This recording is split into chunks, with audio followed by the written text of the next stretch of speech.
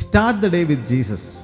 കുട്ടികൾക്കുള്ള ഈ പ്രോഗ്രാമിലേക്ക് എല്ലാ കൊച്ചു കൂട്ടുകാർക്കും സ്വാഗതം. നമ്മുടെ ജീവിതത്തിൽ ബുദ്ധിമുട്ടുകൾ വരുമ്പോൾ, പ്രയാസങ്ങൾ വരുമ്പോൾ നമ്മൾ ആരോടാണ് നമ്മൾ പറയാറുള്ളത്?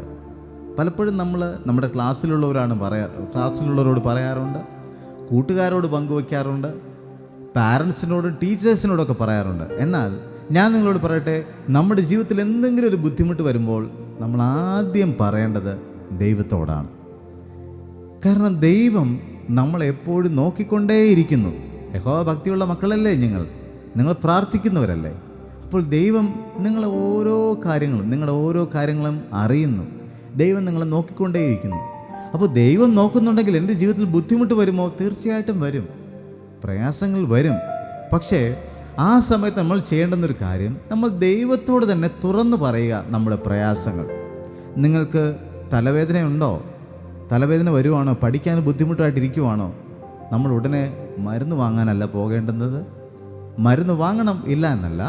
പക്ഷെ ആദ്യം നമ്മൾ എന്തുവാ ചെയ്യേണ്ടത്? നമ്മൾ ഒരു വാക്ക് ദൈവത്തോട് പ്രാർത്ഥിക്കും. ദൈവമേ, എനിക്ക് തലവേദനയായിട്ട് ഞാൻ പ്രയാസപ്പെടുകയാണ്, എൻ്റെ തലവേദനയെ അങ്ങ് സൗഖ്യമാക്കണമേ. ദൈവം നമ്മുടെ പ്രാർത്ഥന കേൾക്കും. കാരണം ദൈവത്തിന് നിങ്ങളെ ഭയങ്കര ഇഷ്ടമാണ്. നിങ്ങൾ വിചാരിക്കുന്നതിനേക്കാളും വലിയ ഇഷ്ടമാണ് ദൈവത്തിന്. കാരണം യേശു കർത്താവ് തന്നെ പറഞ്ഞു, കുഞ്ഞുങ്ങളെ എൻ്റെ അടുക്കൽ വരുവാൻ വിടുവിൻ, അവരെ തടുക്കരുത്. സ്വർഗരാജ്യം ഇങ്ങനെയുള്ളവരുടേതല്ലോ. നിങ്ങളെ ഓരോരുത്തരെ സ്നേഹിക്കുന്ന ഒരു ദൈവമാണ് നമ്മുടെ ദൈവം.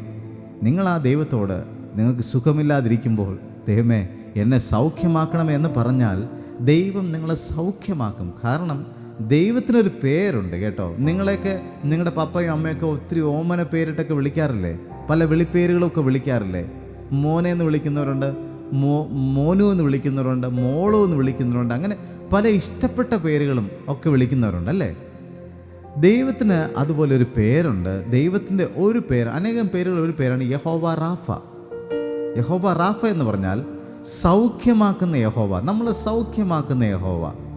നമുക്കൊരു രോഗം വരുമ്പോൾ നമ്മൾ ഈ ദൈവത്തോട് സഹായം ചോദിച്ചാൽ ഈ ദൈവം നമ്മളെ സൗഖ്യമാക്കും. കാരണം ദൈവത്തിൻ്റെ പേര് യഹോവ റാഫ എന്നാണ്.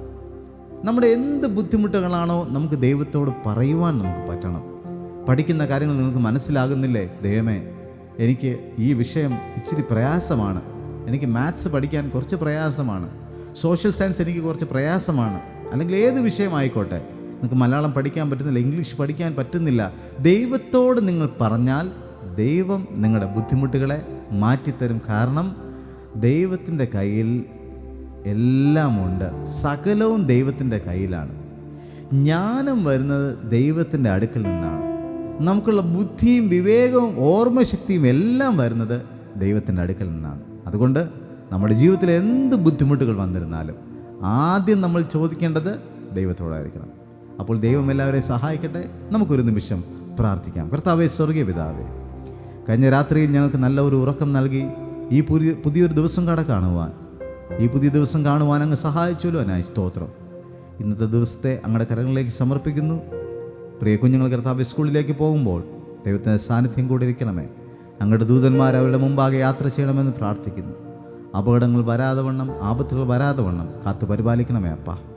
അങ്ങയുടെ സാന്നിധ്യത്തിനാൽ നിറയ്ക്കണമേ കർത്താവെ. അവരുടെ ജീവിതത്തിൽ എന്ത് ബുദ്ധിമുട്ടുകൾ വന്നിരുന്നാലും ദൈവത്തോട് പറയുന്നവരായി, ദൈവവുമായിട്ട് അങ്ങനെ ഒരു അടുപ്പം ഉണ്ടാക്കിയെടുക്കുവാൻ ഓരോ കുഞ്ഞുങ്ങളെയും സഹായിക്കണമെന്ന് പ്രാർത്ഥിക്കുന്നു.